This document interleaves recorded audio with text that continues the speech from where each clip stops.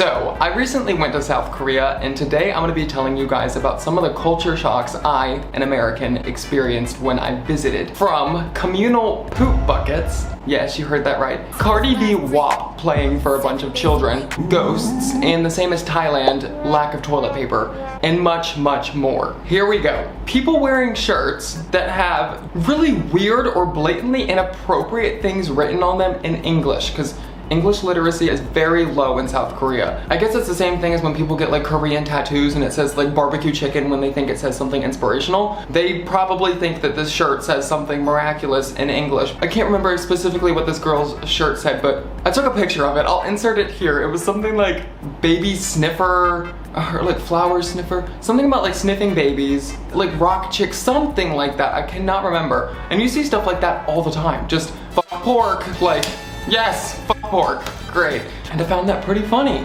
But also the shirts look pretty nice, so I get like why they would want it. Next one, I mentioned this one in the intro. Cardi B, WAP, specifically, if you're not caught up with this musical genius, which I actually like her music, but like, I'll get into it. WAP is very adult, and it was just playing while we're boarding our plane in South Korea. There are children walking onto the plane, elderly people, and it's just blasting on the airplane. Correction, it was not WAP, it was Super Freaky Girl by Nicki Minaj, the one that goes, I can lick it, I can ride it while you slip in and slide in. So talking about licking and riding, yeah, I unfortunately did not catch that on camera, but I did catch this song on camera.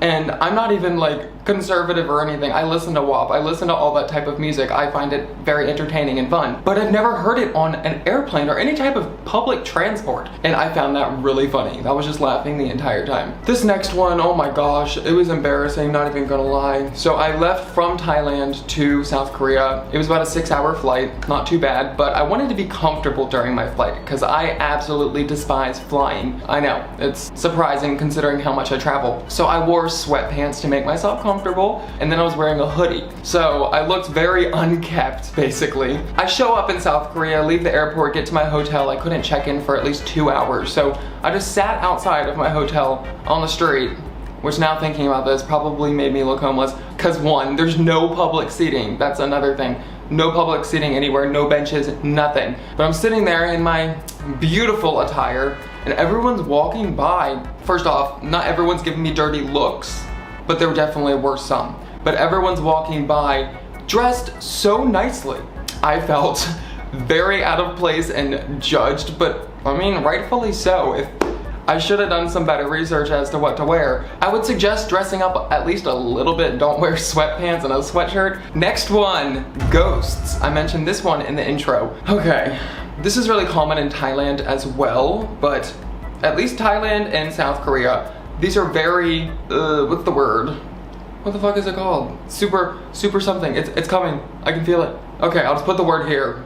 They're that. And I have 2 examples for this. One of them are ghosts, and in every hotel room there will be a ledge. It'll be like at least an inch where the floor goes up. And the reason why this is the case is because they believe that if there is a ledge, ghosts can't go over that ledge, like they can't walk upstairs, they can only go on flat floor. So, I mean, it sounds great in theory, right? You're like, oh, that's so cute and like cool. I love culture, wow. Yeah, it's great until you're going to the bathroom in the middle of the night and you forget that there's like a 2-inch drop, and then you walk in and you sorry, my language. You stumble and almost crack your skull on the toilet. And it's not like there's like a little outline of tape to like make it clear that there's a ledge right there. No, nothing. It's the same color, same everything. If it's pitch black, you're not seeing anything. Maybe it makes ghosts as well because people are dying from cracking their head open. And the second example is fan death. This is a thing that is heavily prevalent in South Korea. It's similar to the idea in the United States that if you like break a mirror, you get 7 years of bad luck, or you open an umbrella inside, that's bad luck. They believe that if you sleep with a fan on at nighttime, you will die. It's gonna fall off, Final Destination style, and limbs and everything. That's what they think. I'm not kidding.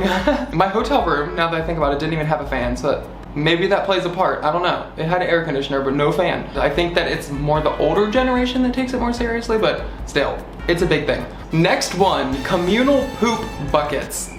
I swear it's better than it sounds, okay? Now, if you look online, it says different things. I tried researching it a little bit before talking about it. I like to do that. So basically in South Korea, their plumbing is not, I guess, advanced enough, or they don't have enough water pressure. I'm not exactly sure the reason, but you cannot flush toilet paper down the toilet, okay? But I must say that I read online that in 2018, they changed the rules and you can flush toilet paper. I don't know, but I still saw this when I went to South Korea just a few weeks ago. So if you ask Google, it's one thing. If you ask me, it's a totally different thing. But this is what I experienced. I went into the bathroom and there are signs that say no flushing toilet paper, okay? And there is just a bucket in the bathroom stall with poop on toilet paper. And usually there's a lid, like majority of the time, but no pun intended. And also the other thing about South Korea is the lack of toilet paper, which I mentioned in the intro. Sometimes there's really no toilet paper. I read online that you're supposed to carry it around with you. Maybe that is just complete BS, but that's what I read online, that a lot of South Koreans carry it with them. But a lot of the times it's not in the stall. It's like by the sink area or outside the stall. So before you go to the bathroom, you have to grab as much as you think you're gonna need, then take it into the toilet. So hopefully you measured correctly. I saw that like 1 or 2 times. It's not that common. And if there isn't any toilet paper, you just wash yourself with like the bin of water or like a butt gun or something like that. Like you're not just left with nothing. This one's gonna save you if you come to South Korea and you don't want to look like an idiot like I did. Any type of local restaurant, when you sit down, don't wait for the waiter to come and bring you silverware, and don't wait for there to be silverware on your table. You will be sitting there like an idiot for God knows how long, like I was. I went to a barbecue place because Korean barbecue is one of my favorite things, and I sat down and I got a bunch of food and stuff. It was interesting even trying to order the food in the first place because the whole menu was in Korean and I used Google Translate, like an image thing, to translate the whole thing, which was helpful. So I ordered all my food. That was just a hassle in and of itself. And then I got my food and I was just kind of sitting there waiting for my silverware, and I sat there for about a good 10 minutes until another table sat down next to me,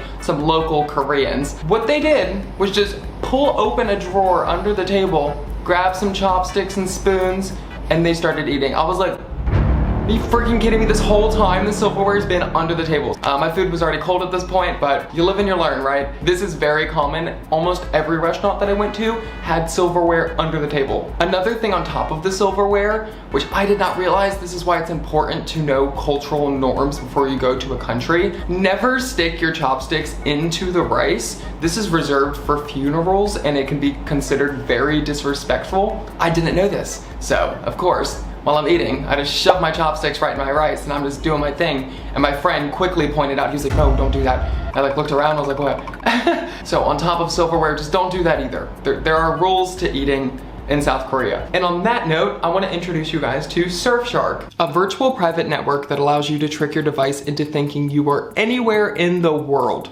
And I mean anywhere, because they have over 3,200 servers in over 100 countries. I'm sure that you're wondering, how exactly does this help me? Like I said, Surfshark allows you to trick your device into thinking you are anywhere in the world. This is great when it comes to booking hotels, plane tickets, train tickets, or anything else online. Whenever you're booking something online, the websites have a very sneaky tactic. They can track your location and change the prices accordingly. For example, let's say that I'm in the UK looking for a hotel room online. While looking, I notice that the prices are quite high. All that I have to do is connect Surfshark to another country, like the US for example, and now I can watch the prices fall. This works basically because of supply and demand. If there are less people in a country looking for a product, then that product is going to be cheaper. So that's great and all, but that is not where the perks stop. Surfshark can protect your online identity by making you anonymous to whatever Wi-Fi you're connecting to. Because believe it or not, if you're connecting to public Wi-Fi, anyone else connected to that Wi-Fi has access to your personal information. But if you use Surfshark, it basically puts up a wall between you and anyone else connected to that Wi-Fi, which in turn protects your private information. Surfshark is a tool that I personally use all of the time while traveling to protect my online identity and to get good deals. And lucky for you guys, Surfshark is offering my audience a special deal. Click the link in my description and enter promo code EthanTravels at checkout for an extra 3 months free. They also offer a 30-day money-back guarantee, so there's no risk in trying it out. Anyway, thank you so much to Surfshark for sponsoring this video and for providing everyone with online security. Next one, according to Google, okay, so take this with a grain of salt. Tap water is safe to drink in South Korea. I still don't do it, but apparently if you do decide to drink it, you will be heavily judged by the locals because they don't drink the tap water, even though it's safe. And side eye is something I definitely experienced quite a bit in South Korea because I was only there for a couple days, and from what I picked up, it seems like the culture is very passive aggressive in the way that no one will ever say anything to you, but they will be looking. Like you can feel their eyes burning through your soul. So I guess if you don't care about people looking at you in public, then it doesn't really matter. But in South Korea, people looking at you is like horrifying to South Koreans, which I found interesting. Next one, on top of people staring at you, so will children. The first thing I noticed when I went to South Korea were the lack of tourists, specifically white people. So when children see you, especially like maybe like 3 and younger, they will be staring. They're like, what is that? And I kind of get it. If you only saw Asian people your entire life, you got used to seeing those features, and then you see someone with completely different features and skin tone and everything, hair color, you'd be like, what the? You seen this too, girl? Like, so I get it, but you will be stared at by children, which I find really funny. It's like you're an alien, basically. Next one, don't be surprised if you're in the bathroom and someone comes up next to you and starts brushing their teeth. Majority of South Koreans brush their teeth after each meal, which is great for their oral health. Wow, good for them. It's so common that even like during their lunch break, they just go to the public bathroom and brush their teeth after eating and then go back to work. So you will see people in the public bathroom just brushing their teeth. And those are all of the culture shocks that I personally experienced when I went to South Korea. I was only there for a couple days, so I only got a smidgen of a chance to really get to know the culture, but these are the things that I noticed. Also, in my last video, I did a culture shocks of Thailand. There are some people in the comments that are like, that is not true, that's not how Thailand is. Okay, people can have different experiences when going to a different area. If I said something in this video that you clearly don't agree with or something, type it in the comments in a polite way.